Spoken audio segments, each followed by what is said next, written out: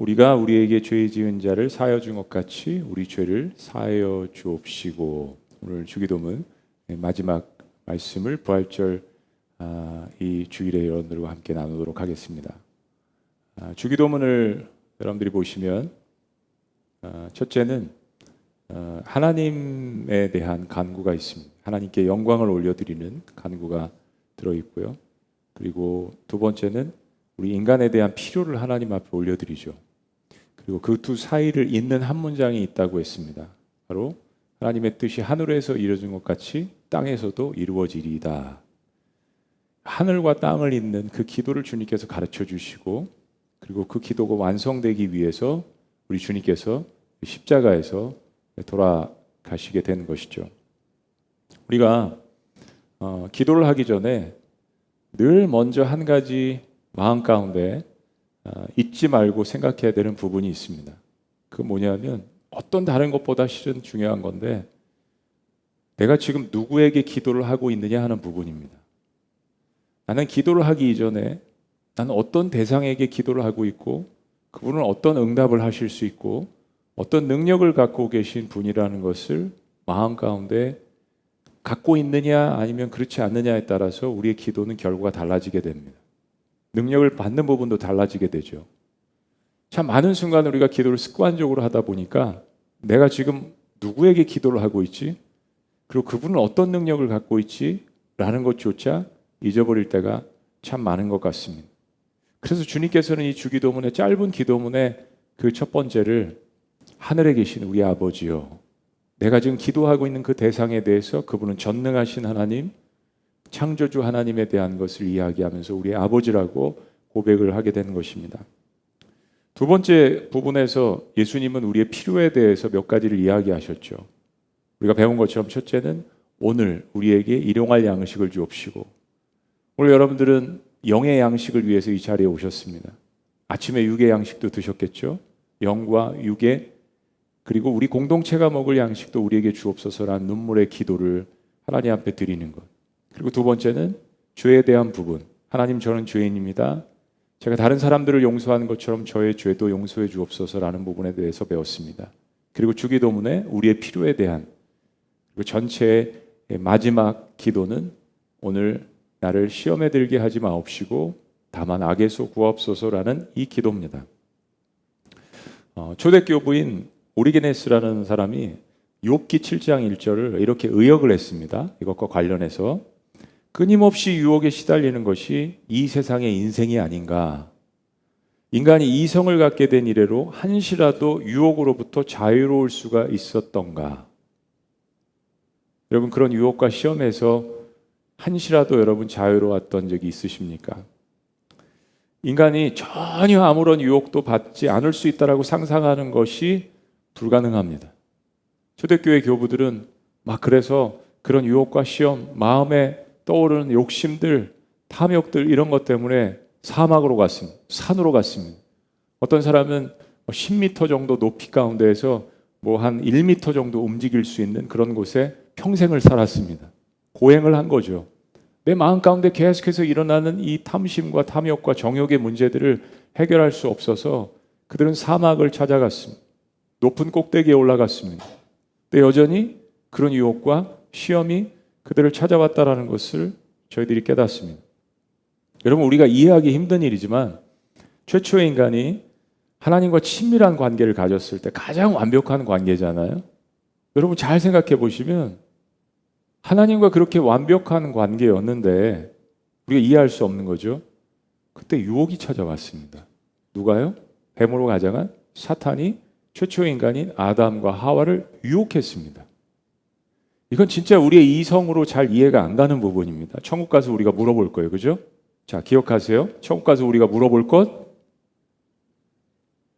하나님과 가장 완벽한 상태 에덴 동산에 왜 그렇게 아담과 하와를 유혹할 수 있도록 하나님께서 허용을 하셨는지 이해하기 힘든 부분이지만 우리의 삶을 뒤돌아보면서 오늘 예수님의 기도를 통해서 은혜를 한번 나눠보기를 원합니다. 예수님이 가르쳐 주신 기도에서 한국말로 번역된 이 시험이라는 단어 한번 따라해보죠. 시험. 우리 한국 사람들은 시험을 좋아하면서도 싫어합니다. 한국 사람만큼 시험을 많이 본 사람들이 없습니다. 전 세계에. 초등학교 들어가기 전부터 아이들이 시험을 보죠. 그렇습니다. 이 시험에 해당하는 페이라스모스라는 단어 가운데 테스트라는 뜻이 있습니다. 테스트, 시험, 말 그대로 어떤 것을 평가하는 거죠. 또 한 가지는 temptation, 유혹이란 뜻이 있습니다. 그리고 마지막 세 번째는 trials, 그래서 여러 가지 종류의 어떤 시련, 환난, 좀 더 포괄적인 그런 뜻이 있습니다. 시험에 대해서 굉장히 짧게 잘 설명해 주고 있는 성경책이 야고보서 말씀이거든요. 근데 이 야고보서 1장을 보면 지금 말씀드린 요 세 가지 부분들이 혼용되어서 사용되어 있습니다. 혼돈이 아니라 혼용되어서, 예를 들면 1장 2절에 내 형제들아 너희가 여러 가지 시험을 당하거든 온전히 기쁘게 여기라.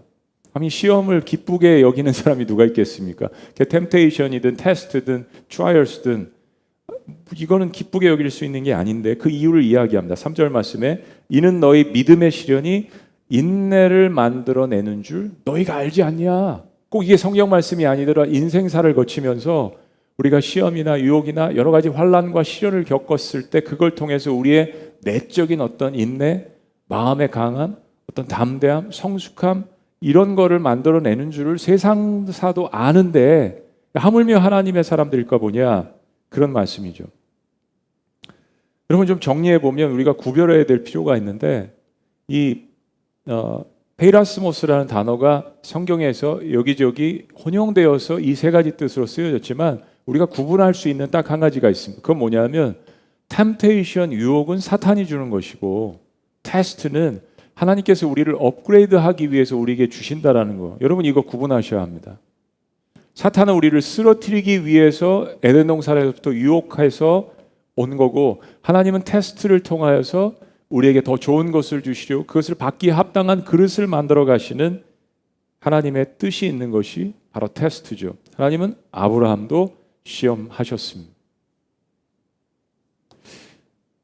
때문에 중요한 건 그게 유혹이든 그게 테스트든 아니면 우리의 삶 가운데 그게 막 혼재되어 있어서 이게 어떻게 시작한 건지 모를 때가 많이 있는데 그걸 인내하고 잘 통과하는 것이 중요하다는 것을 야고보서 기자가 이어서 이렇게 이야기합니다. 12절 시험을 참는 자는 복이 있나니. 시련을 견디어낸 자가, 보세요, 시험이라고 이야기했는데 이걸 시련, 그러니까 시험 때문에 시련이 오는 거죠. 시련을 견디어낸 자가 주께서 자기를 사랑하는 자들에게 약속하신 생명의 면류관을 얻을 것이기 때문이라. 아하, 이 시험이든 유혹이든 이게 환난과 이 시련을 통하여서 이걸 잘 견디고 인내하면 생명의 면류관을 하나님의 자녀들에게 주신다는 이 약속의 말씀이 너무 놀라운 것입니다. 자, 동시에 유혹의 의미로 시험이 올 때는 다음 구절을 잘 생각해야 합니다. 이어지는 13절 사람이 시험을 받을 때 내가 하나님께 시험을 받는다 하지 말지니 하나님은 악에게 시험을 받지도 아니하시고 친히 아무도 시험하지 아니하시라. 이거 유혹의 개념이죠.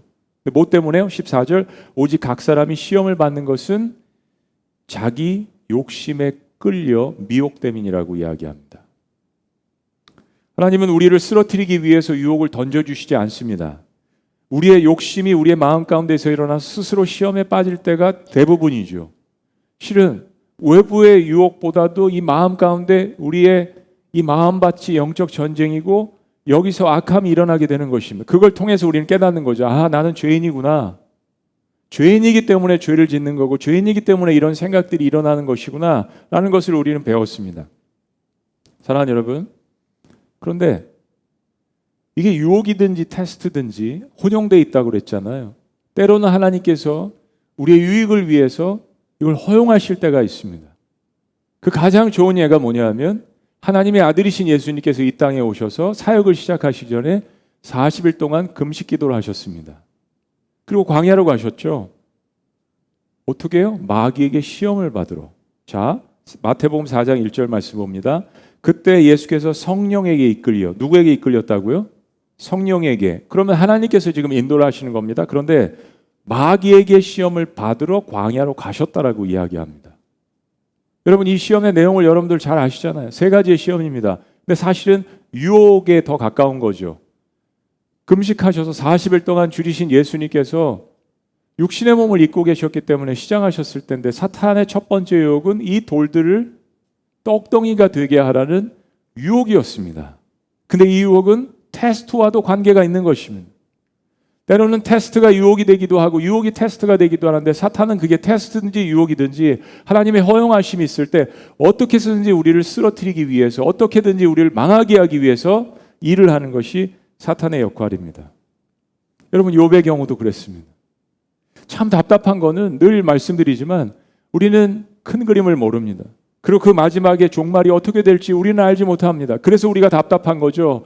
하나님께서 나를 떠나신 것이 아니라, 하나님의 부재가 아니라 실은 하나님의 침묵 때문에 우리가 답답한 겁니다. 근데 그것도 하나님을 신뢰하는 것에 대한 테스트라는 거죠. 때문에 선과 악을 다스리시는 하나님은 우리에게 유혹이든지 테스트든지 허용을 하시는데, 하나님의 목적은 우리를 성숙해 하시고, 그리고 하나님의 사람을 만들어 가시는 과정으로 이런 모든 종류의 시련들을 우리에게 사용을 하십니다. 문제는 이 시험과 유혹 사이에서 시련을 겪을 때 사탄이 우리를 쓰러뜨리려고 덤비는 것에 대한 문제. 여러분, 예수님께서 십자가의 죽음을 앞두시고 제자들에게 나를 위해서 좀 기도해 달라고 부탁하셨습니다. 누가요? 하나님의 아들이. 내가 심히 고민이 되어서 죽게 되었다. 좀 나를 위해서 사랑하는 마음으로 이 마지막 순간인데 나를 위해서 제발 좀 기도해 줄 수 없겠니? 누가복음 22장 40절, 그곳에 이르러, 겟세마네 동산이죠. 그곳에 이르러 그들에게 이르시되 유혹에 빠지지 않게 기도하라. 근데 누가는 그렇게 표현했는데 마태복음 26장을 보면 똑같은 사건이죠. 시험에 들지 않게 깨어 기도하라.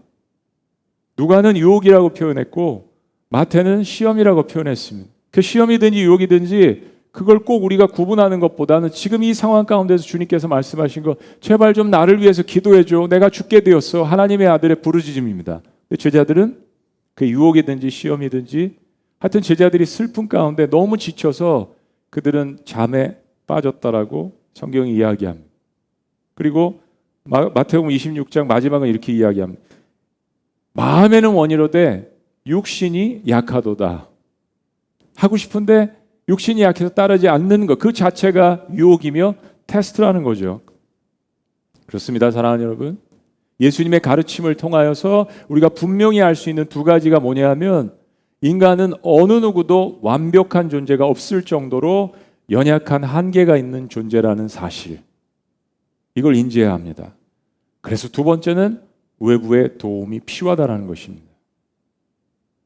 우리가 인생 살면서 유혹과 시험, 그리고 그것을 통과하는 동안 겪는 고통과 환난을 피할 수는 없지만 그 상황을 악용해서 우리를 쓰러뜨리려는 사탄의 괴계에 빠져들지 않도록 하나님께 도움을 요청하라는 것입니다.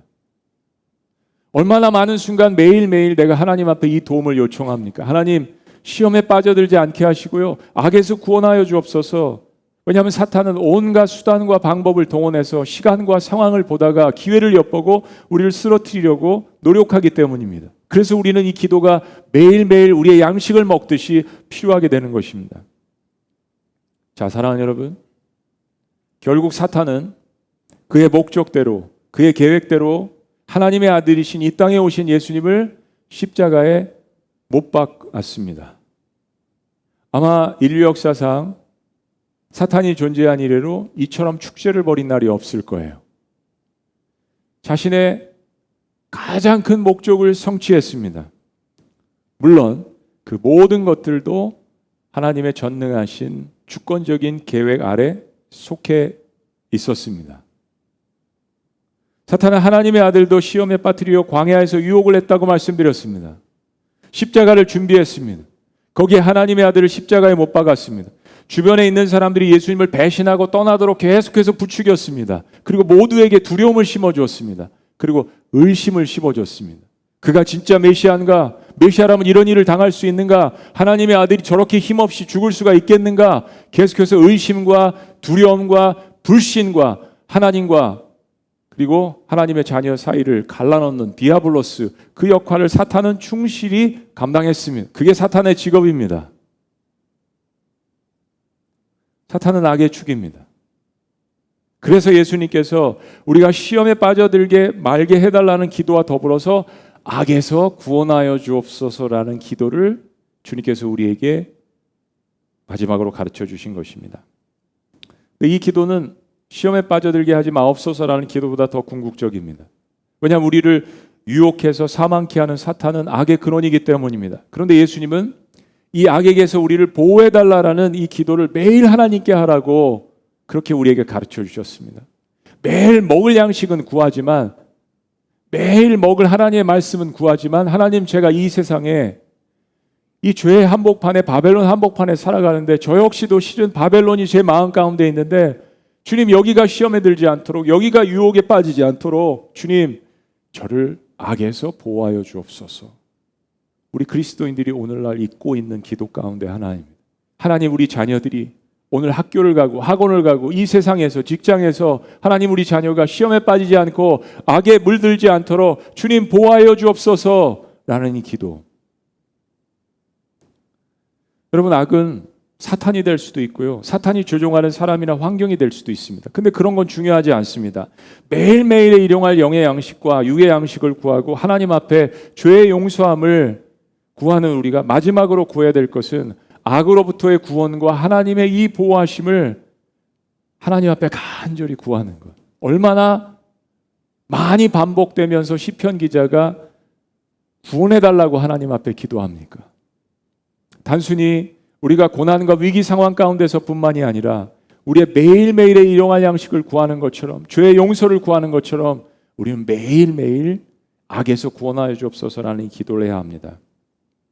그리고 동시에 다시 한번요, 이 악이 어떤 다른 곳이 아닌 우리 모두의 마음에 이미 존재한다라는 것을 기억해야 되는 것입니다. 다시 한번 야고보서 말씀을 기억해야 되는 것, 오직 각 사람이 시험을 받는 것은 자기 욕심에 끌려 미혹됨이니. 오늘 가르쳐 주신 기도를 요약해 보면 이런 것입니다. 하나님, 저는 죄를 지을 수밖에 없는 나약한 존재입니다. 저의 마음이, 우리의 마음이 선을 행하기를 원하면서도 우리 마음 스스로가 악을 행합니다. 하나님, 우리가 그런 연약함과 허물 때문에 시험에 빠져서 그것이 우리를 압도하지 않도록 우리를 보호하여 주시고 우리의 자녀를 보호하여 주시고 그것을 원하고 우리를 무너뜨리려는 모든 악에서 우리를 구원하여 주시옵소서. 우리를 시험에 들지 하지 말게 하옵시고 다만 악에서 구하옵소서. 그런 기도의 의미입니다. 이 기도는 우리의 연약함을 고백하고 하나님의 돌보심과 보호하심을 구하는 강력한 기도이면서 따뜻한 기도입니다. 하나님 아버지의 마음을 움직일 수 있는 기도입니다.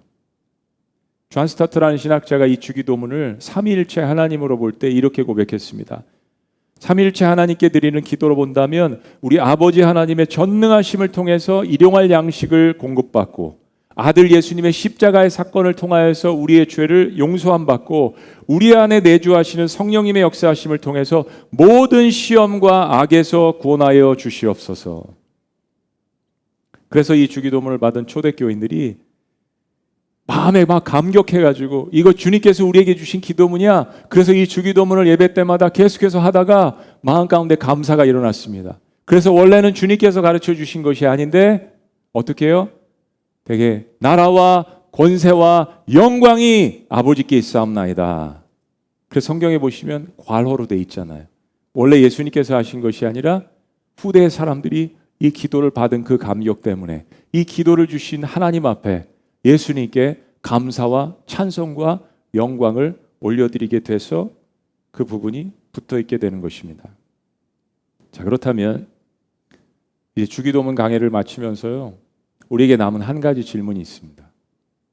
그렇게 시험과 악에 대해서 구원해달라고 그 기도를 가르쳐 주신 주님께서, 예수님은 십자가라는 그러한 죽음이라는 고통이라는 그 시험에서 그분은 승리하셨는가?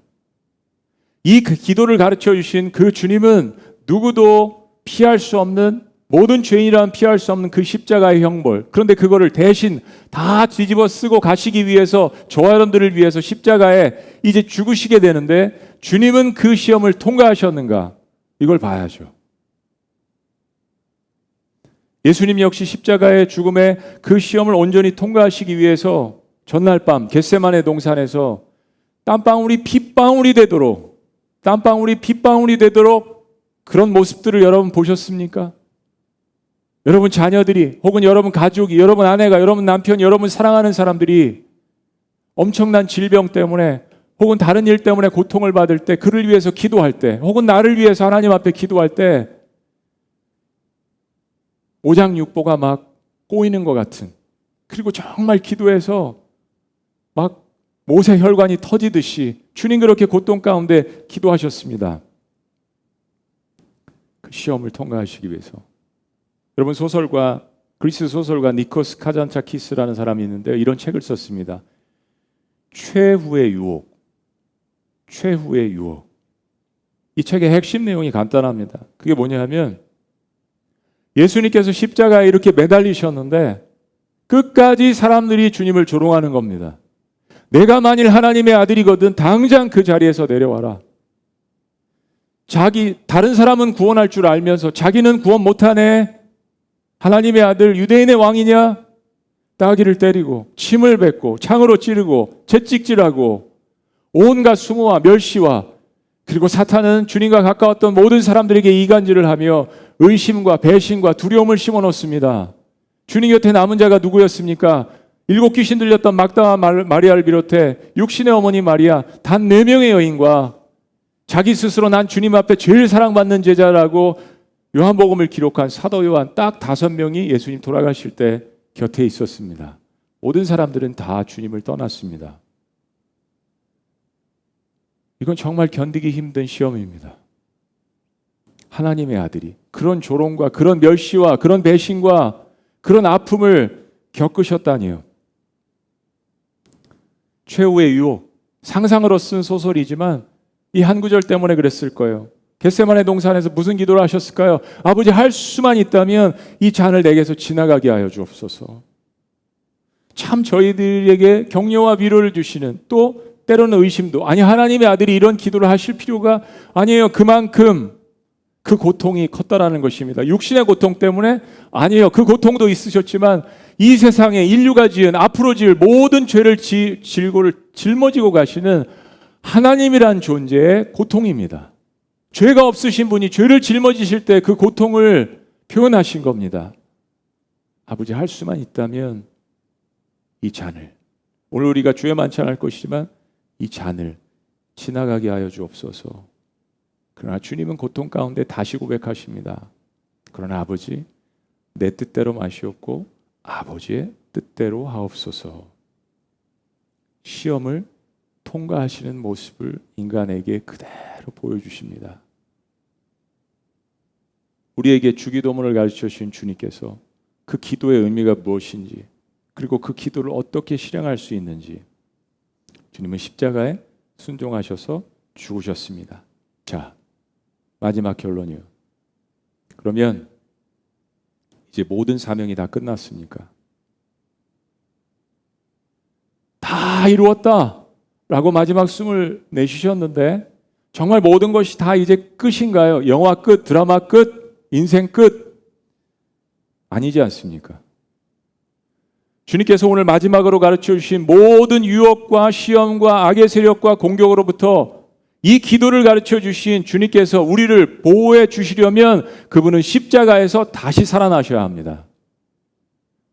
다시 살아나셔야 저와 여러분들의 주님이시며, 다시 살아나셔야 저와 여러분들이 겪는 시험과 환난과 고통에서 건져내실 수 있습니다.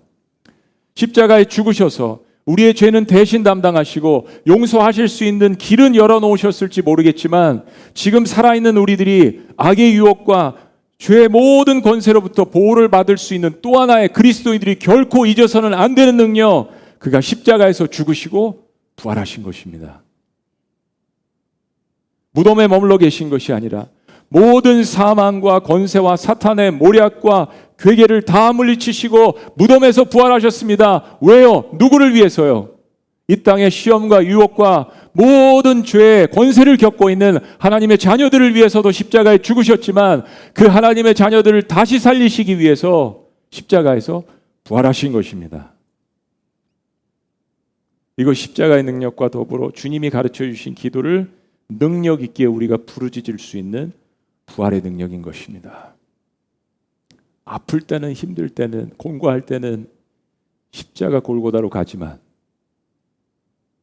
그러나 그것이 끝이 아니라 나에게도 부활의 능력을, 회복의 능력을 주실 수 있는 그분이 부활하셨다는 그 사실을 깨달으며 주님 앞에 나아가는 것, 하나님의 자녀들의 특권입니다.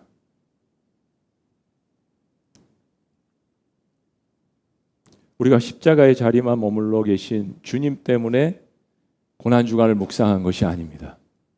고난주간의 끝은 그분이 부활하셨기 때문에 우리가 거기에 가기 위해서, 그 빈 무덤에 가기 위해서, 도마가 만져본 그 예수님의 몸을 만져보기 위해서 우리는 고난주간을 통과하고 있는 것이었습니다.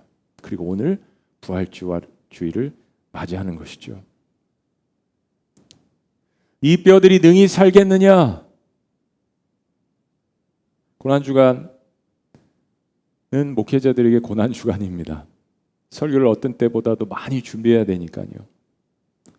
또 거의 반복되는 주제를 가지고 설교를 할 때에는 참 새로운 것이 나오지 않고 다시 원론적으로 하나님의 말씀으로 돌아가서 그 말씀을 봐야 되기 때문에 쉽지 않은 시간들입니다. 10번 이상 설교를 해야 되죠. 그래도 감사한 거는 이제 5번 설교 안 하고 2번만 설교하니까 주일날 감사한 것도 있습니다. 여러분들은 어떠세요? 특세하시는 분들 직장 가려고도 5시에 일어나는데 그 특세를 하고 막 4시에 일어나서 하시면 하루 종일 정신이 몽롱하잖아요.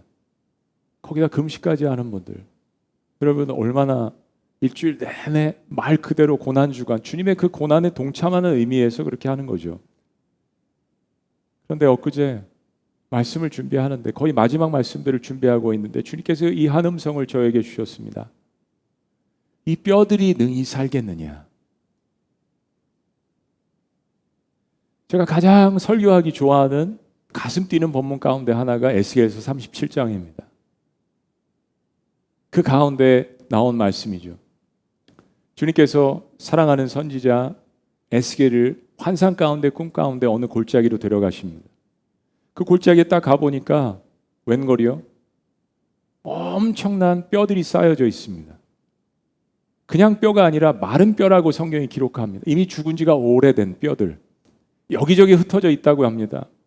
한 사람이 있다면 그 사람 팔 여기, 다리 여기, 동서남북 사방으로 도대체 시신을 찾을 수 없을 정도로 마른 뼈들, 그걸 주님께서 에스겔에게 보여주십니다. 그리고 주님께서 이런 질문하십니다. 에스겔아, 이 뼈들이 능히 살겠느냐? 에스겔이 뭐라고 대답합니까? 즉답을 피합니다. 주님께서만 아십니다. 여러분, 이 뼈들은요, 이스라엘을 상징하는 겁니다. 계속해서 몇백 년 동안 하나님께 패역하고 불순종하고, 그래서 이제 심판의 순간이 다가왔습니다. 그 이스라엘 백성들의 멸망하는 그 영적인 상태의 모습을 마른 뼈로 주님께서 보여주셨습니다. 에스겔에게 이야기하는 겁니다. 에스겔, 이 마른 뼈들이 능히 살겠느냐? 저는 정말 이 본문 말씀을 좋아하고요, 이 설교를 여러 번 했지만 이번만큼 정말 진지하게 이 말씀을, 이 한 구절을 주님께서 주셨을 때 제 마음 가운데 단 한 번도 이 설교를 하면서 이 마른 뼈가 저의 모습이라는 것을 진지하게 생각을 못했던 것 같습니다. 어떤 생기도 없고 어떤 소망도 없고 여기저기 흩어져서 완전히 죽은 시체들의 뼈들, 이 뼈들은 멸망한 이스라엘 백성들을 상징합니다. 거기에는 에스겔도 들어가 있겠죠. 에스겔 역시 이스라엘 백성이니까요. 지난 몇 개월간의 저의 모습이 이 마른 뼈와 같은 모습이라는 생각이 들었습니다. 그리고 질문하시는 겁니다. 이 뼈들이 능히 살겠느냐? 완전히 다 죽어서 살 소망이 없습니다. 살은커녕 힘줄도 없고 물기도 전혀 없는 완전히 마른 뼈입니다. 어디서도 소망을 찾아볼 수 없는, 그리고 사방으로 흩어져 있습니다. 어떤 생기도 찾아볼 수 없습니다. 하나님은 에스겔에 물으십니다. 이 뼈들이 능히 살겠느냐? 주님, 오직 주님만 아십니다. 그리고 주님은 사방에서 생기를 불러 모으십니다. 바로 창세기에서 흙을 만드시고 거기 하나님의 호흡인 르아의 호흡을 불어넣으셨던 그 호흡을, 그 생기를, 성령의 역사를 사방에서 불러 모으십니다. 이건 우리의 영역이 아닙니다. 죽은 것을 살리는 것은. 그리고 이 마른 뼈들이 뼈가 맞춰지더니 한 사람, 두 사람 군대가 되어갑니다. 하나님의 군대. 에스겔 37장은 예수 그리스도의 부활을 상징하는 놀라운 구약의 말씀입니다. 저 여러분들 모두는 에스겔이 본 환상처럼 죄악의 노예였습니다. 바로 많은 뼈들의 모습이었습니다. 그러나 십자가에서 돌아가신 주님께서 우리들에게 살과 피를 나누어 주셨습니다. 그리고 거기에 하나님의 호흡을, 성령의 역사를 우리에게 다시 한번 부어주셨습니다. 마치 마가의 다락방에 하나님의 성령이 임재하신 것처럼 예수님을 구세주로 영접하는 사람들에게 썩었던 그 심령에 생기가 없었던 그 영혼에게 하나님의 영인 르아의 그 호흡을 부어주셨습니다. 그래서 우리는 다시 살아나게 된 것입니다. 그래서 오늘 우리는 그 믿음 가운데 주님께서 가르쳐 주신 이 주기도문을 영광스러운 부활절 아침에 다시 한번 이 말씀을 주님 앞에 부르짖을 수 있게 된 것입니다. 하늘에 계신 우리 아버지여, 이름이 거룩히 여김을 받으시오며 나라의 임하옵시며 뜻이 하늘에서 이루어진 것 같이 땅에서도 이루어지랴. 오늘 우리에게 일용할 양식을 주옵시고 우리가 우리에게 죄진 자를 사준 것 같이 우리 죄를 사하여 주옵시고 우리를 시험에 들게 하지 마옵시고 다만 악에서 구하옵소서. 나라와 권세와 영광이 아버지께 영원히 있사옵나이다. 아멘. 기도하시겠습니다.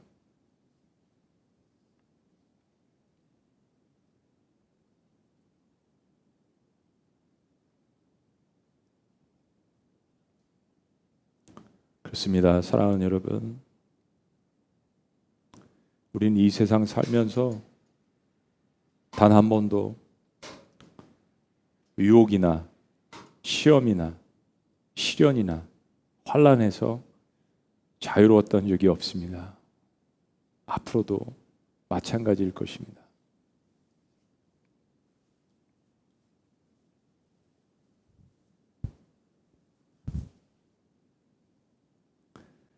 이 뼈들이 능히 살겠느냐? 하나님은 우리가 구원받기 전의 모습을 보여주십니다. 그리고 시험과 유혹에 쪄들었을 때 우리의 모습도 주님께서 때로 기도 가운데 보여주시곤 합니다.